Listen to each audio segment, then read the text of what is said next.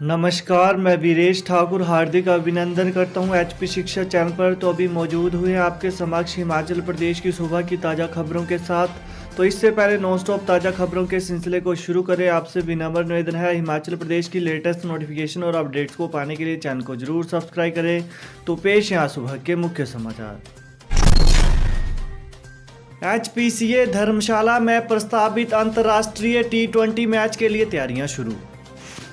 HPCA stadium धर्मशाला में 15 मार्च को प्रस्तावित भारत श्रीलंका के बीच खेले जाने वाले T20 अंतर्राष्ट्रीय मैच के लिए हिमाचल प्रदेश क्रिकेट एसोसिएशन ने तैयारियां शुरू कर दी हैं।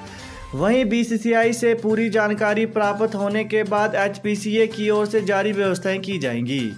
फिलहाल बीसीसीआई का केवल टूर प्लान बना है, यह बात एचपीसीए के सचिव शर्मा ने कही है।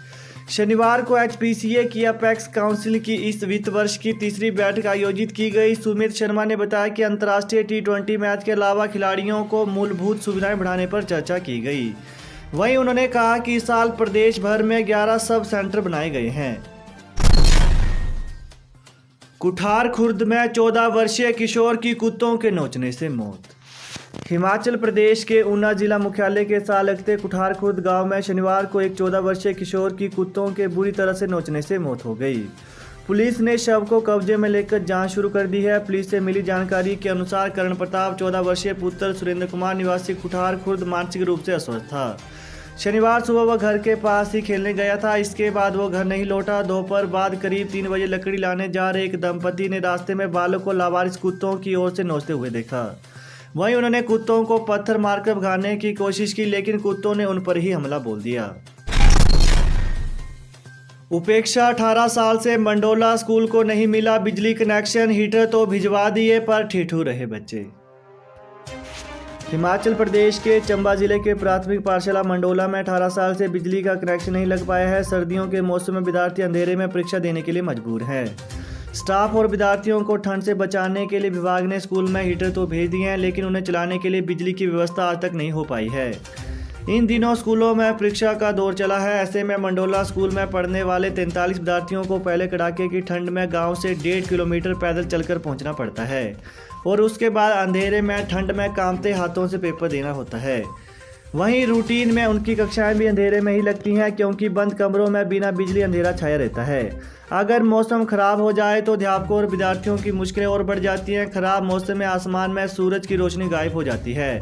ऐसा नहीं है कि समस्या के बारे में प्रशासन और विभाग को अवगत नहीं करवाया गया, बल्कि स्कूल प्रबंधन समिति और स्थानीय लोग समस्या के बारे में कई बार विभाग और प्रशासन को सूचित कर चुके हैं। उद्योगों को मिली बड़ी राहत, ट्रक ऑपरेटर सोसाइटी ने 8.5% घटाया माल भाड़ा। डीजल के दाम घटने से स्टोन ट्रक ऑपरेटर सोसाइटी ने माल भाड़े में भी 8.5% कटौती कर दी है। इस फैसले के बाद उद्योगपतियों को 60 रुपये से लेकर 200 रुपये प्रति मीट्रिक टन तक राहत मिलेगी। सिरमौर जिले के सतौन और कामराहू में 3 दर्जन के करीब लघु उद्योग चल रहे हैं। केंद्रीय विश्वविद्यालय में राष्ट्रीय शिक्षा नीति पर मंथन करेंगे 4 राज्यों के अधिकारी। केंद्रीय विश्वविद्यालय धर्मशाला में 20 दिसंबर को राष्ट्रीय शिक्षा नीति पर हिमाचल प्रदेश, जम्मू कश्मीर, उत्तराखंड और लद्दाख के अधिकारी मंथन करेंगे। जोन 3 के रीजन 3 का केंद्रीय विश्वविद्यालय धर्मशाला को कोऑर्डिनेटर बनाया गया है। इस दौरान राष्ट्रीय शिक्षा नीति के समक्ष चुनौतियों और मुद्दों को लेकर चर्चा की जाएगी।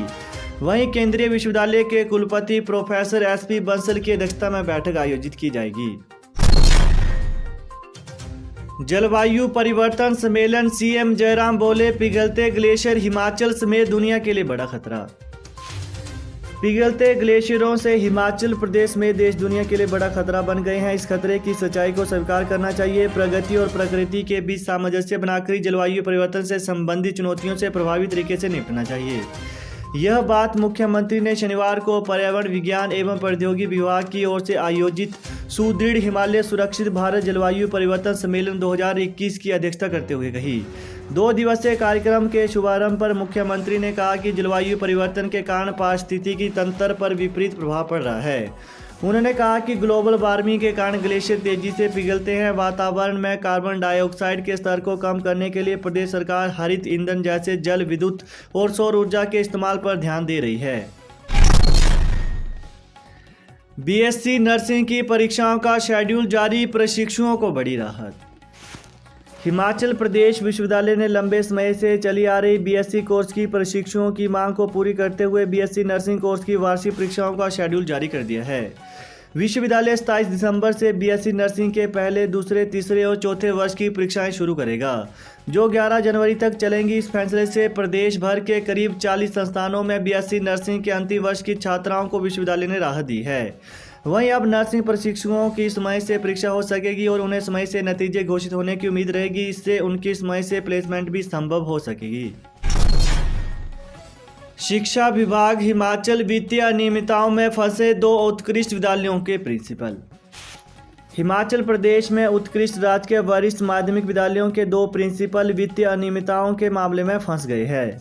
जिला हमीरपुर के महारल और बिलासपुर के शाहतलाई स्कूल में स्कूल के सामान की खरीद के लिए नियमों का पालन नहीं हुआ है। महारल स्कूल की जांच जिला उपनिदेशक शिक्षा कर रहे हैं, जबकि शाहतलाई स्कूल के मामले की जांच विजिलेंस के पास है। वर्ष 2020 में सरकार ने स्वर्ण जयंती उत्कृष्ट विद्यालय योजना के तहत सभी 88 विधानसभा क्षेत्रों में एक स्कूल को उत्कृष्ट विद्यालय बनाने के लिए 44 लाख रुपए का बजट जारी किया था। इसके तहत स्कूलों में विभिन्न उपकरणों, फर्नीचर की खरीद और भवन निर्माण पर पैसा खर्च होना था। बड़सर और झंडुता विधानसभा क्षेत्र के तहत आने वाले 2 स्कूलों में हुई खरीद विवादों के घेरे में आ गई है। पे बैंड मामले में हिमाचल पुलिस के जवानों को राहत नहीं, कमेटी रिपोर्ट के लिए करना होगा और इंतजार। पे बैंड से वंचित पुलिसकर्मियों को अभी राहत मिलने के आसार नहीं है। इस मामले में गठित कमेटी की रिपोर्ट के लिए कुछ दिन और इंतजार करना पड़ेगा। कमेटी प्रमुख आईजी एपी सिंह के अवकाश से लौटने के बाद ही रिपोर्ट डीजीपी को सौंपी जा सकेगी। उधर प्रभावित पुलिसकर्मी के सब्र का बांध टूटता जा रहा है। उनके स्वजन भी अब लाल हो गए हैं। इससे खाकी अपनों के ही खिलाफ चौकन्नी हो गई है। स्वजनों ने ऐलान किया कि वे इसी महीने प्रधानमंत्री नरेंद्र मोदी के हिमाचल दौरे के दौरान आक्रोश रैली निकालेंगे। वहीं इस रैली से निपटना पुलिस बल के लिए कम चुनौतीपूर्ण नहीं रहेगा। केंद्र सरकार ने दी मंजूरी, 4000 प्री प्राइमरी स्कूलों में भी अगले सत्र से मिलेगा दोपहर का भोजन। हिमाचल प्रदेश के करीब 4000 प्री प्राइमरी स्कूलों में भी अगले शैक्षणिक सत्र से विद्यार्थियों को दोपहर का भोजन दिया जाएगा। हिमाचल सरकार के प्रस्ताव को केंद्र सरकार ने मंजूरी दे दी है। नर्सरी और केजी कक्षा के करीब 30,000 से अधिक छोटे बच्चों को भी स्कूलों में गर्म भोजन देने के लिए शामिल कर दिया गया है। केंद्र सरकार ने मिड डे मील योजना का नाम भी बदलकर प्रधानमंत्री पोषण शक्ति निर्माण कर दिया है। वहीं निजी स्कूलों का मुकाबला करने के लिए सरकारी स्कूलों में नर्सरी और केजी कक्षाओं को शुरू किया गया है। साल दर साल इन कक्षाओं में विद्यार्थियों की संख्या बढ़ रही है। प्रदेश में चल रहे करीब 4000 प्री प्राइमरी स्कूलों में दाखिला लेने वाले विद्यार्थियों की संख्या 30,000 तक पहुंच गई है।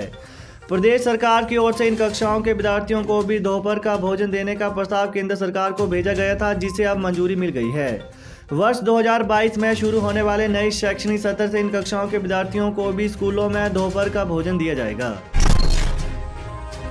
हाईकोर्ट मृत्यु के समय लागू पॉलिसी के आधार पर दी जाएगी करुणामूलक आधार पर नौकरी।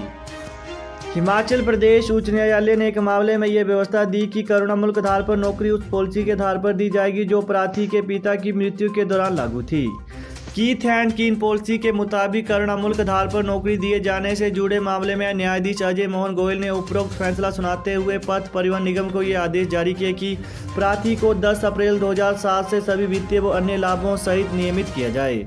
याचिका में दिए तथ्यों के अनुसार एचआरटीसी में कार्यरत प्रार्थी के पिता की मृत्यु 25 अक्टूबर 2000 को हो गई थी, लेकिन प्रार्थी के नाबालिग होने के कारण वो तुरंत नौकरी के लिए आवेदन न कर सका। तो यही थी हिमाचल प्रदेश की सुबह की ताज़ा खबरें। तो हिमाचल प्रदेश की लेटेस्ट नोटिफिकेशन और अपडेट्स को पाने के लिए चैनल को जरूर सब्सक्राइब करें। Thanks for watching. जय हिंद, जय हिमाचल।